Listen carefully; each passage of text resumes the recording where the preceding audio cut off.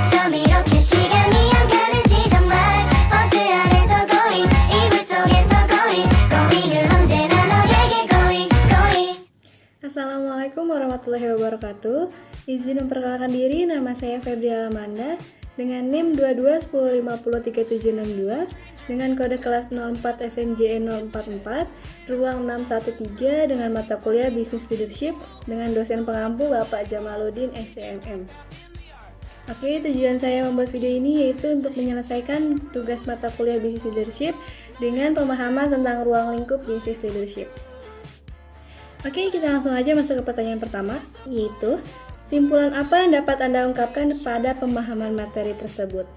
Menurut saya, materi yang terdapat di dalam modul membahas tentang konsep kepemimpinan dalam konteks bisnis dan organisasi.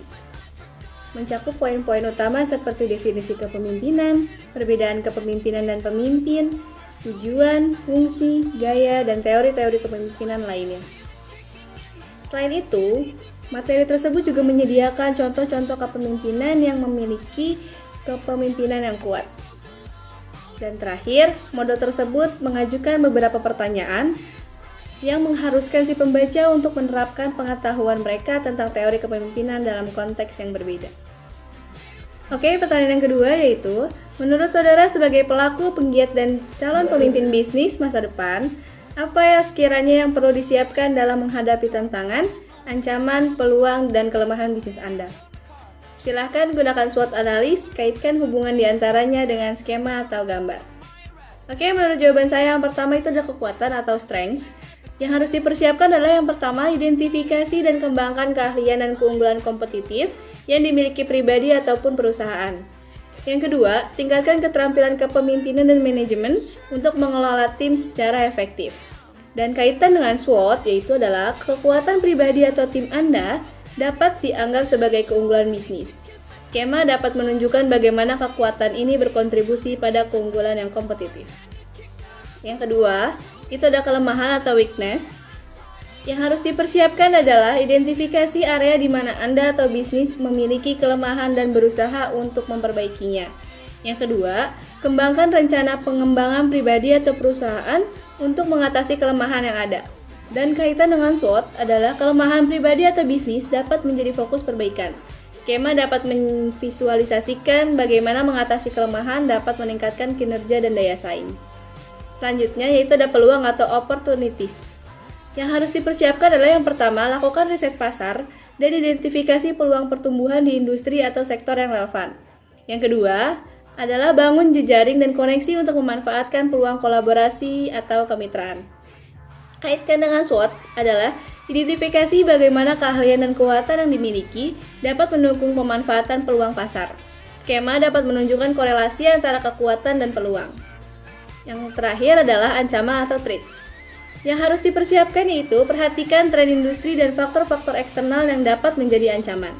Yang kedua, bangun fleksibilitas dan ketahanan untuk mengatasi perubahan yang tidak terduga. Dan kaitan dengan SWOT, yaitu adalah skema dapat menunjukkan bagaimana kelemahan dapat menjadi titik lemah yang rentan terhadap ancaman. Identifikasi strategi untuk mengurangi dampak ancaman tersebut. Oke, pertanyaan ketiga yaitu, dari landasan teoritis bahwa konsep menjadi pemimpin itu tidak mudah melalui berbagai macam pendekatan-pendekatan serta studi yang mendasar, khususnya pada leadership based on emotional dan anatomi neurology leadership. Bagaimana saudara mempraktikkan dari dua bentuk pendekatan tersebut? Oke, menurut jawaban saya, yang pertama itu ada kepemimpinan berbasis emosi atau leadership based on emotional. Nah, di situ terdapat menurut saya itu ada 4. Yang pertama adalah kesadaran emosi. Tingkatkan kesadaran terhadap emosi diri Anda dan orang lain. Pahami bagaimana emosi mempengaruhi keputusan dan interaksi. Yang kedua adalah empati. Berlatih mendengarkan dengan empati, mencoba memahami perspektif orang lain, dan merespon dengan pemahaman yang mendalam.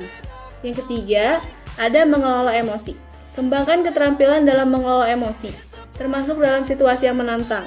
Berlatih untuk tetap tenang dan rasional. Dan yang keempat, itu adalah motivasi. Identifikasi dan komunikasikan visi dan tujuan secara inspiratif, dorong motivasi dan semangat dalam tim. Selanjutnya yang kedua, itu ada kepemimpinan berbasis anatomi dan neurologi atau anatomi neurology leadership. Nah, Di situ juga terdapat 4 menurut saya. Yang pertama itu adalah pemahaman anatomi dan neurologi. Pelajari dasar-dasar anatomi dan neurologi untuk memahami bagaimana otak dan sistem saraf mempengaruhi perilaku keputusan. Yang kedua, ada keterlibatan emosional. Kenali cara bagaimana keputusan dan tindakan terkait dengan aktivitas neurologis dan pengaruh emosi. Terapkan pengetahuan ini dalam situasi kepemimpinan. Selanjutnya yang ketiga ada personalisasi pendekatan kepemimpinan. Sesuaikan gaya kepemimpinan dengan karakteristik neurologis dan preferensi individu dalam tim. Pertimbangkan kekuatan dan kelemahan berdasarkan perbedaan neurologis. Yang terakhir, ada pengelolaan stres. Menggunakan pemahaman tentang respon neurologis terhadap stres untuk mengembangkan strategi pengelolaan stres yang efektif, baik untuk diri sendiri maupun untuk tim. Untuk pertanyaan yang keempat, yaitu apakah Anda atau jikalau Anda menjadi pemimpin suatu organisasi besar dan di sana letak menjunjung tinggi etika atau moral, apakah Anda random atau sesuai tahapan-tahapan yang sebagaimana mestinya? Oke, jawaban saya yaitu dalam kepemimpinan yang mengutamakan etika dan moral, tindakan yang random atau tidak berdasarkan prinsip-prinsip etis dapat merusak kepercayaan dan kredibilitas pemimpin.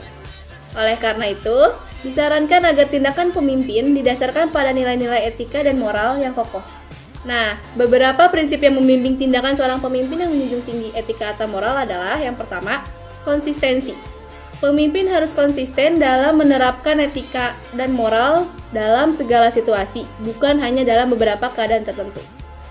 Yang kedua, keterbukaan dan transparansi. Pemimpin harus terbuka dan transparan dalam komunikasi, menyampaikan informasi secara jujur, dan membangun kepercayaan dengan anggota tim. Yang ketiga, yaitu pemberdayaan dan keadilan.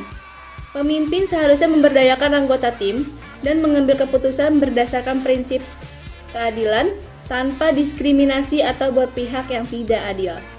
Selanjutnya ada integritas, yaitu pemimpin harus memegang teguh integritas, melakukan apa yang dikatakan, dan memenuhi janji-janji dengan konsisten. Selanjutnya, sesuai dengan nilai organisasi. Tindakan pemimpin seharusnya selaras dengan nilai-nilai inti organisasi, menciptakan budaya yang mendukung etika dan moral. Selanjutnya, perhatian pada dampak sosial dan lingkungan. Pemimpin harus mempertimbangkan dampak sosial dan lingkungan dari keputusan-keputusan organisasi. Selanjutnya, pengembangan karyawan. Memberikan perhatian pada pengembangan dan kesejahteraan karyawan, menciptakan lingkungan kerja yang mendukung pertumbuhan profesional dan pribadi. Nah, sebagai pemimpin, langkah-langkah tersebut adalah keputusan yang harus dipertimbangkan dengan cermat dan sesuai dengan tahapan dan proses yang diperlakukan. Dengan menjaga keseimbangan antara tujuan bisnis dan nilai-nilai etika, dengan mengutamakan etika dan moral, pemimpin dapat menciptakan lingkungan kerja yang sehat, membangun kepercayaan, dan mendukung keberlanjutan jangka panjang organisasi. Oke, mungkin hanya itu jawaban dari saya, kurang lebihnya mohon maaf. Semoga ini bisa menjadi motivasi para penonton yang lain, dan wassalamualaikum warahmatullahi wabarakatuh.